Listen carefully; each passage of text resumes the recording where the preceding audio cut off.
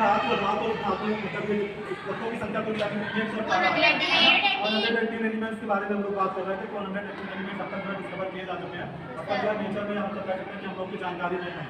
तो उसमें से तत्व जितनी भी धातुएं, अधातुएं और धातुएं होती हैं वो सब तत्व होते हैं। सब क्या होते हैं? पहले एलिमेंट्स होते हैं ना। उन्हीं एलिमेंट्स को उनकी प्रॉपर्टी के आधार पर और इलेक्ट्रॉनों के त्यागने और ग्रहण करने के आधार पर, उनके लक्षण के आधार पर 3 भागों में बांटा गया है।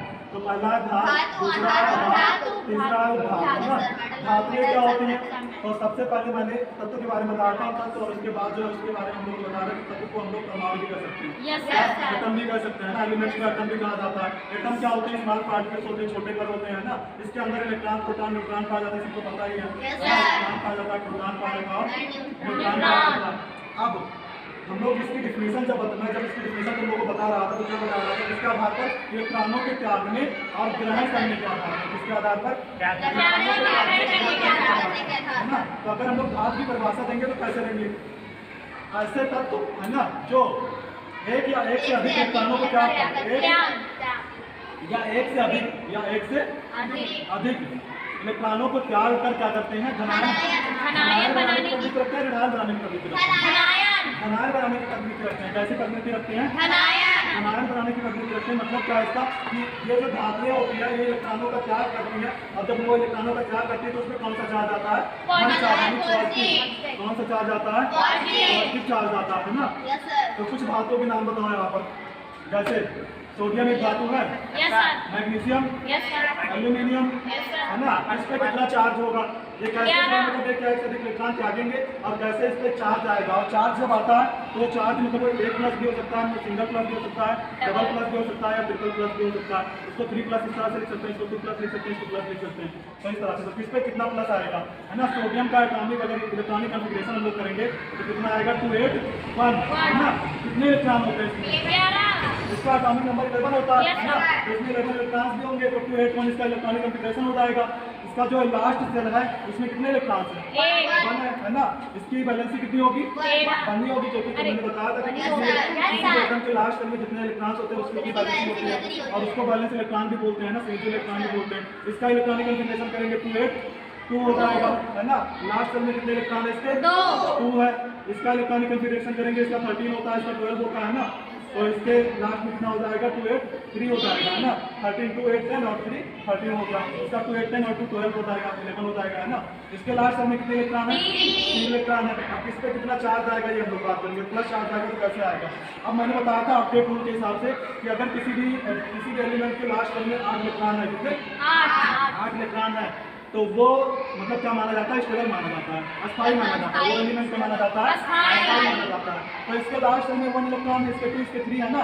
अब देखो इसके पिछले वाले सेल की बात करें हम लोग तो इसके पिछले वाले सेल में कितने हैं? 8 है, इसमें भी 8 है, इसमें भी 8 है ना। अब देखो अब इसमें 1 है तो इससे अपना अपडेट पूरा करने के लिए, स्टेबल होने के लिए कितने इलेक्ट्रॉन्स की नीड होगी? कितने? 7, इसको 6, इसको 5। अब तुम लोग खुद ही सोचो कि इसके लास्ट सेल में 1 इलेक्ट्रॉन है तो इससे स्टेबल होने के लिए 7 इलेक्ट्रॉन चाहिए ना। लेकिन ये अगर 1 इलेक्ट्रॉन अपना निकाल दे क्या होगा? मैंने आपको त्याग करने की बात बताई है। क्या होती है? एक से अधिक इलेक्ट्रॉनों का त्याग करते हैं। तो अगर ये 1 इलेक्ट्रॉन त्याग दे तो इसका ये वाला सेल खत्म हो जाएगा, इसका पिछला सेल हो जाएगा, ये सेल है ना। तो इसमें 8 हो जाएगा। ये 2 त्याग दे तो इसका पिछला ये हो जाएगा, तो यहाँ से निकल जाएगा, यहाँ 3 त्याग दे, है ना।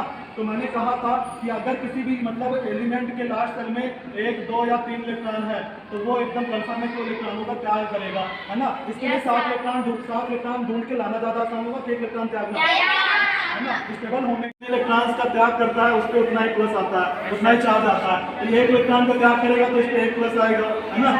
इसके बाद लास्ट सेल में कितने इलेक्ट्रॉन्स हैं? 2 इलेक्ट्रॉन्स है ना। तो ये 2 इलेक्ट्रॉन का त्याग करेगा तो इस पे Mg पे कितना प्लस आएगा? 2 प्लस आ जाएगा।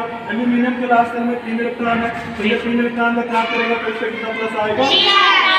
3+ आएगा, है ना। तो किसी भी एलिमेंट के ऊपर किस तरह से हम लोग प्लस और माइनस डिफाइन करते हैं, कैसे पता करते हैं कौन से एलिमेंट पे कितना प्लस होगा कितना माइनस होगा, ये इस तरह से हम लोग कर सकते हैं। लास्ट सेल में इलेक्ट्रॉन देखेंगे और उसके बाद उसकी प्रोबेबिलिटी देखेंगे, है ना, कि कितने इलेक्ट्रॉन उसमें है, वो इलेक्ट्रॉनों का त्याग करेगा कि ग्रहण करेगा। लास्ट सेल में कितने इलेक्ट्रॉन है, 1 2 3 है, वो कंफर्म ही काटेगा, है ना। ये चीज़ होती है। तो धातुओं के बारे में ये चीज़ पता होनी चाहिए सबको। जितनी भी धातुएं होती है सबसे पहले तो वो एलिमेंट्स होती हैं, वो एटम भी बोल सकते हैं हम लोग। और धातुएं क्या करती है? क्या रसायन बनाने की प्रवृत्ति रखते हैं, इनके अंदर ये लक्षण होता है, ये क्वालिटी होती है ना। और कैसे काटते हैं सबको सब लोगों ने देख लिया है यहाँ पर, कंफर्म। इसके बाद हम लोग बात करते हैं धातुओं के बारे में। डस्टर कहाँ है? जस्ट मतलब एकदम जस्ट अपोजिट होता है किसका? मेटल का, है ना। नॉन मेटल जो होता है वो जस्ट अपोजिट होता है मेटल का। अब यहाँ पर हम लोग नॉन मेटल के बारे में जानते हैं। नॉन मेटल्स क्या होते हैं? वहाँ पर एक या एक से अधिक इलेक्ट्रॉन त्याग रहे धातु है ना,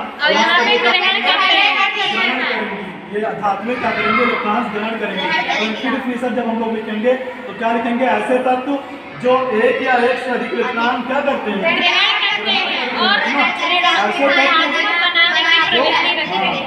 एक या एक से अधिक, एक या एक से अधिक ये इलेक्ट्रॉन्स क्या करेंगे? ग्रहण करेंगे, है ना। और कौन सा आयन? ऋण आयन, है ना। इस पे कौन सा चार्ज आएगा? है ना, ये निगेटिव चार्ज इस पे आएगा। तो ऋणायन बनाने की मतलब ये क्वालिटी होती है इसमें, तो कैसे होती है हम लोग बात कर लेते हैं। सबसे पहले तो क्लियर डिफिनेशन क्या लिखेंगे हम लोग? ऐसे तत्व जो एक या एक से अधिक इलेक्ट्रॉन ग्रहण करके ऋणायन बनाने की प्रवृत्ति रखते हैं, लक्षण होते हैं जिसमें, है ना, उन्हें हम लोग अधातु कहते हैं। क्या कहते हैं? फॉर एग्जाम्पल यहाँ पर हम लोग समझ लेते हैं कि कौन कौन सी होती हैं, है ना। जैसे क्लोरीन को ले लेते हैं, है ना। और क्या हो सकता है यहाँ पर? कार्बन हो सकता है, कार्बन, ऑक्सीजन। पहली बात तो ये मैंने बताया कि जितनी भी गैसें होती हैं, जितनी भी गैसें होती हैं वो सब क्या होती हैं? क्या होती है? नॉन मेटल होती है ना। जितनी भी गैसें नॉन मेटल होती हैं, तो यहाँ पर हम लोग इसकी बात कर लेते हैं। उसके बाद जो हम लोग ले लेंगे इसको नाइट्रोजन को ले लेते हैं। चलो बस इतना होगा। तो क्लोरीन का एटॉमिक नंबर कितना होता है? 17। ऑक्सीजन का 1 क्या होगा? देखो यहाँ पर 287, है ना। 17 इलेक्ट्रॉन है इसमें, पीछे लास्ट वाले से कितने हैं? 7 है ना। उसके बाद इसका इलेक्ट्रॉनिक कॉन्फ़िगरेशन करते हैं 2 6, है ना। उसके बाद इसका 2 5, है ना, 2 5 हो जाएगा। तो अब देखो लास्ट में इलेक्ट्रॉन्स कितने हैं इससे? 6 5। नाइट्रोजन के लास्ट में 5 इलेक्ट्रॉन, ऑक्सीजन के 6 और क्लोरीन के 7, है ना। अब यहाँ पर क्या करना है? तुम लोगों को देखना है कि अगर किसी भी मतलब एलिमेंट के लास्ट सेल में 5 6 7 इलेक्ट्रॉन्स हैं तो वो क्या करेंगे? इलेक्ट्रॉन्स ग्रहण करेंगे। क्या करेंगे? ग्रहण करेंगे, है ना। तो नाइट्रोजन के लास्ट सेल में कितना इलेक्ट्रॉन है? 5, है ना। तो ये क्या करेगा? इलेक्ट्रॉन्स ग्रहण करेगा। तो इसको अपना ऑक्टेट पूरा करने के लिए, अपने आप को स्टेबल करने के लिए 8 इलेक्ट्रॉन चाहिए। है कितना? 5 है। कितने की जरूरत पड़ेगी? 3 की, है ना। इसके लास्ट सेल में कितना है? 6। इसको कितने की जरूरत पड़ेगी? 2 की। इसके लास्ट सेल में कितना है? 7। इसको कितने की जरूरत पड़ेगी? 1 की, है ना। अब देखो ये ग्रहण करेंगे, तो ग्रहण करेंगे तो जब क्लोरीन क्या करेगा? क्लोरीन 1 इलेक्ट्रॉन ग्रहण करेगा तो इस पे क्या आएगा? 1 माइनस, है ना। ऑक्सीजन जो है 2 इलेक्ट्रॉन ग्रहण करेगा, एक्सेप्ट करेगा, और इस पे ऑक्सीजन पे 2 माइनस। नाइट्रोजन 3 इलेक्ट्रॉन ग्रहण करेगा तो नाइट्रोजन पे 3 माइनस हो जाएगा, है ना। और ये चीज होती है। तो अधातु और धातुओं के बारे में क्वालिटी सबको पता होनी चाहिए ना। अधातुएं क्या होती हैं? ये एक या एक से अधिक इलेक्ट्रॉन के बारे में मैंने क्या बताया था तुम लोगों को? एक मिनट अभी रुके। अंग्रेजी में इनको मेटलाइज कहा जाता है, सब मेटल या मेटलाइज बोल सकते हैं ना। तो ये क्या होती है? तो हम लोगों ने बात कर ली धातुओं के बारे में। धातुओं के बारे में धातुएं क्या करती हैं? इलेक्ट्रॉन्स को मतलब क्या करती हैं? क्या करती हैं? और उसके बाद कौन सी प्रवृत्ति होती है इसके अंदर? धनायन बनाने की प्रवृत्ति होती है, ग्रहण करती है, और इनमें ऋणायन बनाने की प्रवृत्ति होती है। लेकिन अब उपधातुएं क्या होती हैं?